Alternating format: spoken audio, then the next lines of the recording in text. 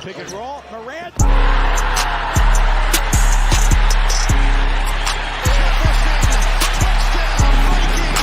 lead. 35 for Durant. And next, Muhammad Ali. Jackson looking to throw. He does. He's got it. Touchdown, Ravens. The Carolina Panthers flick. Bryce Young.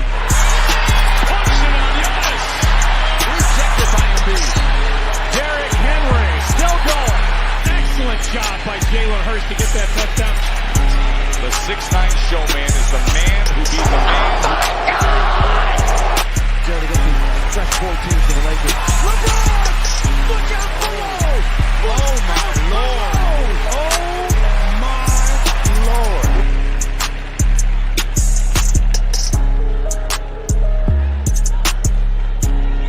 Mercy out Flock Nation, y'all. Raven Nation, baby. Yo, what is good, everybody? Welcome to the Global Takes Podcast. Once again, it's good to be back. We was on yesterday live for our fantasy draft. That was successful. I appreciate, some of the guys coming through yesterday. Masterpiece, Rose, BLSG, my guy Sizzle, he was up there and everything. So I appreciate everybody pulling up from yesterday. It's football. Football is back, y'all. It's good to be back. It's good to be back on my podcast and everything. I know it's been a long time for that. I still have nothing but for love for everybody that continuously to show love for me and everything on here. Everybody, thank you so much for the likes, the comments, the subscribes. I appreciate everybody, man. One thing on here on the Global Takes Podcast, it's all about love and everything. I'm waiting for my guest on my show to arrive. We just gonna wait for him and everything. We're going to talk about this football, man. I'm glad it's back. I'm waiting for my guest to come up on here. He's supposed to be in a few minutes and everything, but it's good to be back, y'all. It's good to be back on here, man. Much love to you, everybody. Once again, I was just in a space earlier, on a Twitter space to be exact, and I was saying, it was good. It was good to see that football is going to be back tonight. And what I'm expecting is some keys, man, some keys to victory. It's just like on here how I say keys to victory. But I feel like this game tonight is going to be good. We got 2 hours out. And, hey, man, what can I say? Football is back, baby. Football is back. Can't wait for my Ravens to play Sunday, along with some other teams. But I was telling my friend this last night. I was saying, the fact that football came this fast and everything, I feel like the offseason flew by fast and stuff like that. The fact that went fast, you never know. This season can go by fast, and by the end of the season, we're gonna be saying, "Oh," and everything. This season went fast. Like I just feel like it's gonna go by because the way these days is going. These days, it's just keep going and stuff like that, man. Once again, y'all, I'm doing okay. Still working, still grinding, stuff like that. I hope everybody having a good day. I forgot to say that to open the podcast.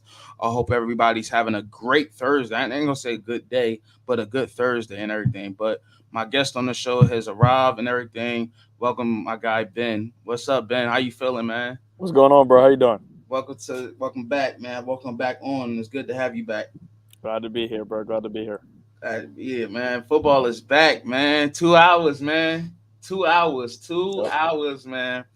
Like I was telling everybody earlier, like a couple minutes ago, I was saying, not only I'm excited for tonight, I'm excited for Sunday and everything that's coming up.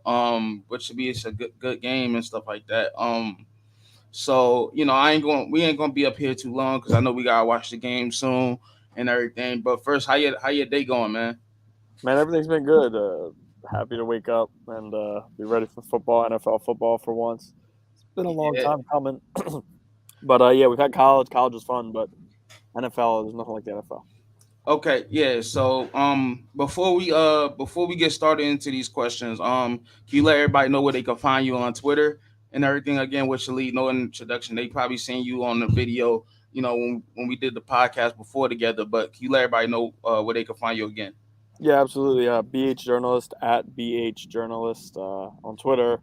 Find me anywhere that Instagram, YouTube, anything. But Twitter is where I'm most active by far. I do a lot of stuff on Twitter.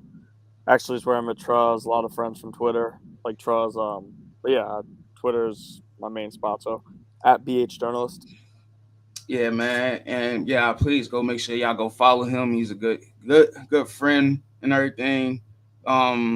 It's oh man, I'm glad to have you on again, man. Like I was gonna have a lot of people on, that I had on before and stuff like that. Of course, I had on. I think engraving on like 2 months ago, 3 months ago, before I was getting my PC fixed and stuff like that, my situation and stuff like that. But yeah, but let's get into these questions. We're gonna get in the way and we're gonna get on out the way, y'all. But Ben, for tonight, man, Lions and Chiefs. They just ruled out Travis Kelsey. I just got the notification on my Bleacher Report and everything. So he must have been must have been doing a pregame workout, and they probably see he couldn't go and everything. So, we on this show on this podcast, we like to do this thing called Keys to Victory and everything. We're gonna do it for both sides and everything. What's the key? What's the key to success for this Chiefs to still have success even without Travis Kelsey? I think stopping the run game, stopping the running backs of the Mhm. Lions is the most important thing. You're without Chris Jones. The Lions have probably the best backfield they've had in a while.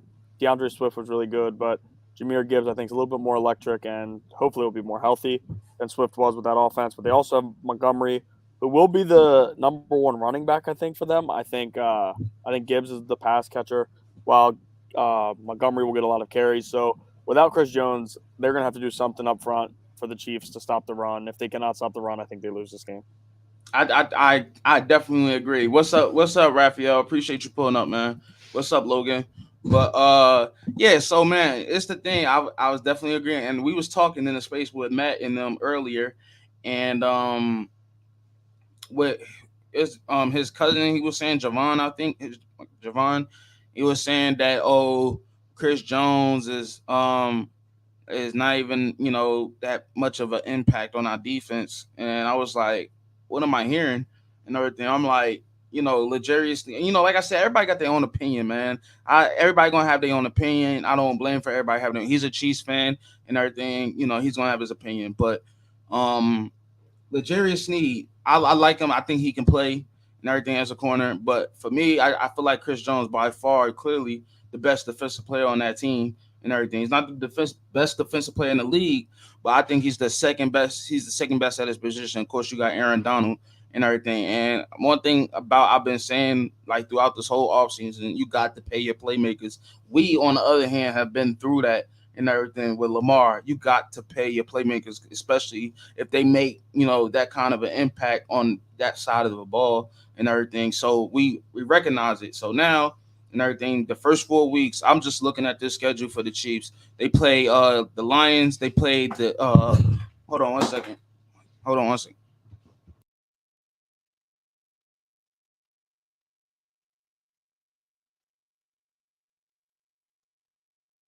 Yeah, my bad.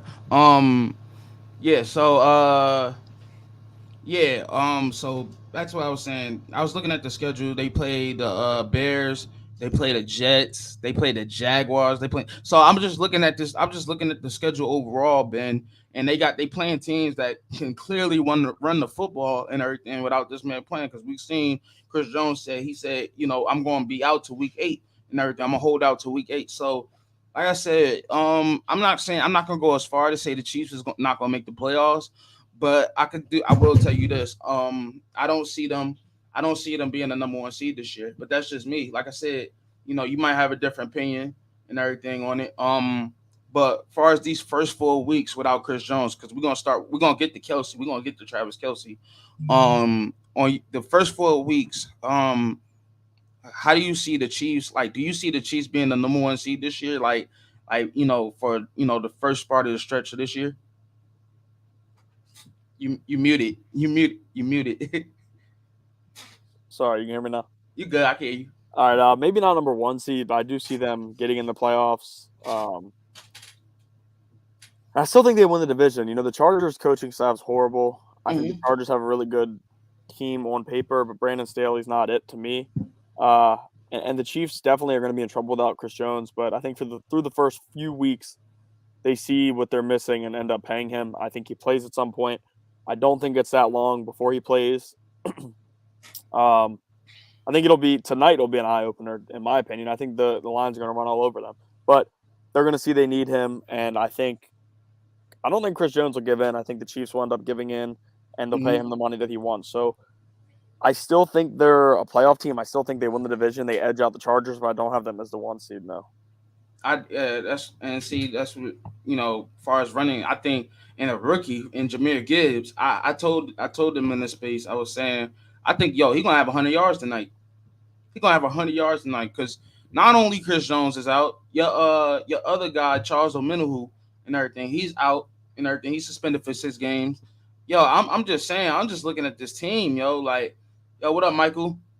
Yeah, so I'm just looking like, it's going to take a heroic, performance out of Patrick Mahomes, in order to pull this off. I mean, like I said, they Matt was talking about how they was the Chiefs defense. They bend the but don't break. I threw in there that they're opportunistic and everything. As far as what they defense, like they're not like the Niners, the Niners, the Steelers, the Ravens defense. They just one of them defense that have opportunities like on third downs and everything just to get to the quarterback. Where in this instance, I don't really see that happening. Like I feel like it's gonna have to be somebody, an unsung hero on this defense. In my opinion, I feel like it's either Nick Bolton or George Karlaftis and everything. So, hey man, it's gonna be tough. So, but just to get to this Lions defense and everything, like how do you to switch to the other side of the team? How do you see this Lions defense slowing down Patrick Mahomes? I think they're gonna have their hands full. Mahomes, no matter who you put at receiver for him, he could make it work. I mean, you could take a guy off of a team's practice squad. Mahomes would be able to get him the ball and to have success. The Lions were not very good defensively last year. They're actually one of the worst teams in the NFL, but they've improved a bit. Dan Campbell will have them playing hard. C.J. Gardner-Johnson obviously is a walking turnover, but Mhm. I don't know. It's tough to see. I do Shaky. think the Lions. I do think the Lions will win this game, but I still think Mahomes has his way. I think Mahomes has a good game. I think they rely a little bit more on Pacheco with Kelsey out. I mean, everybody's saying Noah Gray, and Noah Gray is going to stand up. I think Noah Gray is going to have a good game. But with Kelsey out, you cannot replace what Kelsey can do on a football field. You sure can't. You sure because his decision making is just so like, oh my goodness, part with Kelsey, but oh my god, there's no tight end that can replace him, and he's in that conversation to arguably the greatest tight end of all time.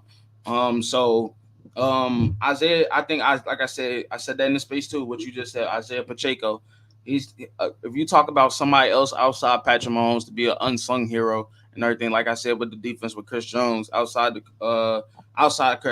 Travis Kelsey, it's going to be Isaiah Pacheco because the way I said this in the championship game on the recipe on how beating the Bengals. You got to run that football against them and everything. That's what we did. And we took them to the brink of the playoffs and everything. So the way I see it, they're gonna have the Chiefs gonna have to run the football, effectively. I believe in the interior or offensive line. We got to see what happens on the outside of it because the one Donovan Smith and Jawan Taylor and everything, they two new tackles. We got to see what Aiden Hutchinson and James Houston and everything. So, hey man, it's going to be a good marquee matchup. Hey man, like I said, we seen this. We seen what Kansas City suffered without an offensive line. So we got to see how it is. I don't know why the hell Orlando Brown would contaminate himself by going to Cincinnati and everything, but we'll see what happens there. But yeah, man, I get it. Super Bowl chasing, whatever, wherever it takes. So yeah, so I see Pacheco having a good game too, running the football. The Lions run defense particularly and everything. They wasn't that good per se. I think teams was running the football against them last year, but like I said, it's a new season. So we'll see what happens there. Yeah, man. So who do you? So on to my next question. Who do you have winning this game?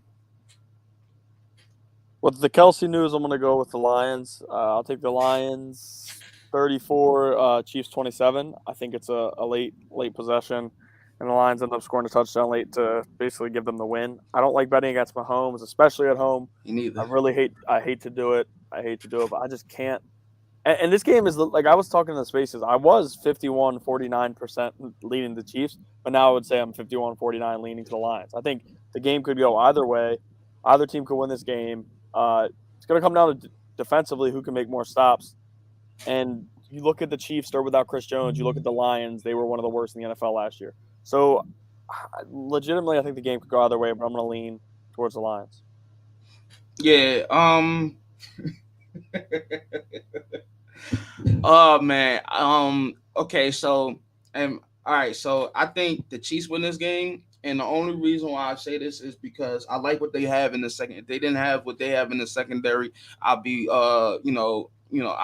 optimistic and everything. On this defense, I'm still am and everything, even without Chris Jones. Don't get me wrong and everything. You drafted what's his name, Felix out of Kansas State and everything, the pass rush in the first round, which he's a homer. So then they did trade Juan Thornhill to the Browns and everything. I'm concerned about that. You got, like I said, L'Jarius Sneed. You have Trent McDuffie, who I wanted the Ravens to low key get in that draft. You got some players. What's the other kid? He played slot for them and everything. He had a good interception against the Chargers last year. I forgot his name, Watson or something like that. You got that kid, so we'll see what happens there. But the only reason why I say I think this defense can stand up and it's opportunistic because you got Steve Spagnuolo and everything. Who, in my opinion, I think he's a top 15 defensive coordinator in this league and everything. Who can draw up blitzes and everything. Give Jared Goff different looks and everything. He's he's prone to have the mistakes and everything. So we'll see what happens there. The offense, don't get me wrong, I think the Lions offense, even without JMO and everything, can be still explosive. I do think it's gonna be close though. It's no stretch of the imagination. It's gonna be close. I think I see the game going to like maybe 27-30 and everything, Chiefs. So I feel like Patrick Mahomes is just that dude still. Even I feel like to have the big game is going to be Isaiah Pacheco. I feel like he's going to have, like probably like 9 attempts and everything, good 76 yards, a touchdown. So, yeah, man, that's my prediction. But heading into Sunday, I don't want to get all into the games as far as the scheduling the game, stuff like that. But outside the Ravens game, Ben, what this goes into my next question. What game are you intriguing to see outside the Ravens and Texans game? I would say on Sunday, I would go Chargers, Dolphins, maybe Bengals, Browns. I'm not as high on the Browns as everybody is. I think the Browns suck. I think Deshaun Watson sucks. Not a fan of him. Not a fan of him at all. But it's a divisional game, so it'll be fun to watch. And then the Dolphins Chargers game. That game could be 80+ points scored combined between the two. But then the most important game this weekend I'm excited for, aside from the Ravens game, would definitely be Monday Night Football, Jets versus Bills. I've been calling it for a while. The Bills will not be as good as people think this year. I think they had that window to win a Super Bowl, and they kind of threw it away. Defense got worse. Brought back some guys in the secondary that nobody expected them to, but no Von Miller. Got worse. No Von Miller. Got worse. They're going to be without Von Miller the first few weeks. So I'm just not that high on them. I think they struggle in New York week 1 against the Jets. So that game I'm picking the Jets to win outright. They're the underdog. But Me too. That'll be a really fun game to watch. Me too. And I think you hit some heads on the stone there for us with the Jets because, like I said, Josh Allen, he's risk averse and everything. I've been saying it. He's risk averse, and I'm looking at a Jets defense that takes advantage of it. And then you putting Aaron Rodgers back on the field and everything, more bites at the apple. No pun intended to the big apple. No pun intended. But yeah, they're gonna be running the ball more than they like to. We've seen this Bills defense far as with the run game, and especially without Von Miller, it's definitely gonna hurt. Like I said, the only thing I think that could stop this Jets offense is the offensive line and everything. We've been questioning it all for the past 2 seasons, but now it's time for them to come together and everything. I wish they would have got David Bakhtiari. You got all these Jets pieces for your offense, but you forgot the main piece on that pack. I mean, from the Packers offense, you forgot the main piece and everything outside of Aaron Rodgers, and that was David Bakhtiari. So if they would have got him, I probably would have been more sold on this offensive line. But I trust Mike, what's his name? Mike Becton, Mekhi Becton. I'm sorry, Mekhi Becton, and the other pieces they got. I think they got Laken Tomlinson. I think he's still special. But yeah, Brees Hall, you got Dalvin Cook and everything. Garrett Wilson, you got 1,100 yards with Zach Wilson. You imagine what he's doing with Aaron Rodgers. So I'm just looking at all these pieces and everything with the Jets, including with that defense, where everybody been bloviating what they is. But even with last year, they was showing up. So I see the Jets winning and everything at home, man. My mom, she's a diehard Jets fan, and my grandmother, my late grandmother, God rest her soul, and everything. She was a heavy Aaron Rodgers fan. I can imagine what she's been feeling right now and everything. But yeah. So hey man, what's up, BLSG? I just feel like the Jets. I feel like the Jets will win this game. But if I had to choose my intriguing game for this Sunday, I would say the Steelers and Niners game. Now George Kittle's questionable. George Kittle's questionable, but they just paid Nick Bosa, so the Steelers fans been talking about how this offensive line has been retooled and everything. You got Javon Hargrave, excuse me, and you got him from Philadelphia. You got Eric Armstead, Nick Bosa, the secondary. I mean, I'm a fan of Telu Hufanga and everything. I'm a huge fan of him. Of course, you got that linebacker crew with Fred Warner and Greenlaw, stuff like that. I think that's gonna be a nitty grain because they a nitty game or nitty and gritty game, but they got the Steelers defense too. Like I said, I think that's going to be alone as a defensive game. Both offenses are up in the air as far as the quarterback wise. But I think this is a game that'd be defensive game. This will be a defensive game. But the Niners, they particularly start off, slow and everything as far as the first couple of weeks and everything. So the Steelers haven't lost the opener in a minute. But, I think it will come down to an end. I think it will come to an end with the 49ers winning. Who you have winning that game, Ben? I'm going with the 49ers. Not high on Pittsburgh as everybody else is. Pittsburgh looked good in the preseason, but they were playing every starter they had, and that was turning everybody's head. Kenny Pickett isn't it to me. I think Kenny Pickett, when he got drafted, was the most NFL-ready quarterback at the time. He's been fine, but I don't think there's much higher that he can get. I don't think he's that good. I think he's decent with his legs. He's an all-right thrower, but he's nothing elite. I don't think he can go and beat that San Francisco 49ers defense, who, regardless, losing DeMeco Ryan sucks, but the new defensive coordinator will fill right in for him. I think the defense gets after Pickett. I think Pickett gets a little worried, they get a little bit of pressure on him, which he struggles against, and they force some turnovers. And I think the 49ers go into Pittsburgh and win that game. And the offense, Brock Purdy's a game manager. I think I'm not high on him, but I think he can play well enough for them to get the win with all the weapons he has. Yeah, I agree. Like I said, I think Pittsburgh streak comes to the end. I think the 49ers, they will rewrite history and everything and start off on a good note and everything. Brock Purdy, we saw a little sample size of him and everything. 7-0, that's a huge, tremendous accomplishment on him taking the team. Participate with the team on going to the NFC Championship game. I don't want to say taking the team because the weapons around them they so explosive and everything. So, yeah, man. And here's my next question as far as with the Ravens. Let's get to this Ravens and Texans game. So I was in the space I was talking and everything, and they were saying that now the Texans, like, let me just get one thing straight.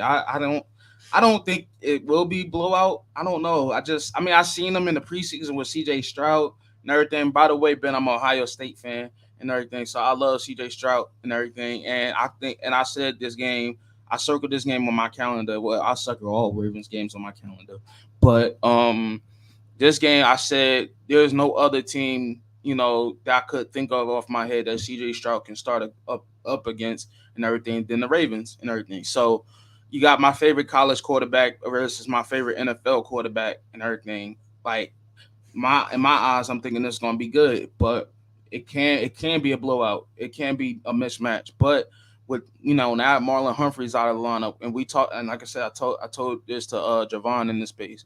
I said I'm gonna be an honest Ravens fan. I'm not gonna be like how y'all is into Chiefs fan and say Chris Jones is not y'all most important player when he is. And Marlon Humphrey, I'm saying he's the most important player on this defense. I mean, you got your stars like Roquan Smith and others, but it comes down to Marlon Humphrey and everything. We seen this Ravens team without him and everything. They struggle in the secondary. So I mean, I'm glad we got the safeties and Marcus Williams and Kyle Hamilton and everything to back us up.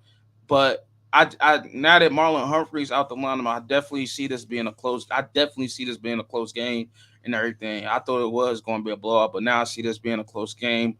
I have the Ravens. I have the Ravens winning 24-13.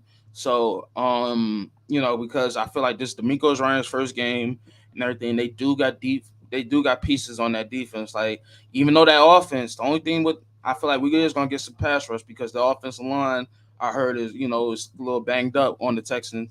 So I feel like we is gonna get some pressure on them. So that might could change it and everything to where it can be a blowout and everything make CJ Stroud have to pass more and stuff like that. So yeah, man, I feel like the Ravens is in a close game because Will Anderson, Derek Stingley, Jalen Petrie, uh Jimmy Ward. I'm just looking at all these defensive pieces that they got. So I just feel like with this, it's gonna be a good game, which I really want it to be because we got and a new offensive coordinator and new weapons and stuff like that, and I want to see how this offense thrives in as far as the scheme stuff like that. So how do you see this game playing out? Yeah, I think the Ravens blow them out. I'm gonna go 31-10. I'm really high on Stroud. Stroud was my favorite quarterback out of the draft class, and he still is. I think he's gonna be better than Bryce Young.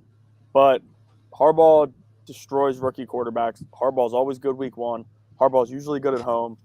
D'Amico Ryan's going to be a really good NFL quarterback or NFL coach, sorry, and I really like him, but I just don't think there's any chance with the roster he has right now he can beat this Ravens team. And the Marlon Humphrey injury does scare. Like week 2, that's terrifying, but week 1 they don't really have any proven receivers. When you look at their team, they got Nico Collins, who's kind of people expect to break out, but he hasn't really done anything yet in the NFL. Tank Dell has drawn some hype, but he hasn't played an NFL snap yet. John Mechie, obviously, awesome to see him, battling or beating cancer, and he's supposed to be back out there. Awesome to see that, but he also hasn't played an NFL snap yet. So when you look at the receiving core, it's a lot of unproven guys who it's more hope. Rock Ya-Sin, when he was healthy in 2022, was one of the top corners by ratings. I don't really love ratings because I'd rather just watch film. But when you look at it like that, I think Rock Ya-Sin's a solid cornerback, and I think he'll be able to fill in for Marlowe good enough. And then you look at offense. Defensively, they're not very good either. They struggled big time last year, and our offense is going to be strides better than it was last year with Greg Roman calling plays. We've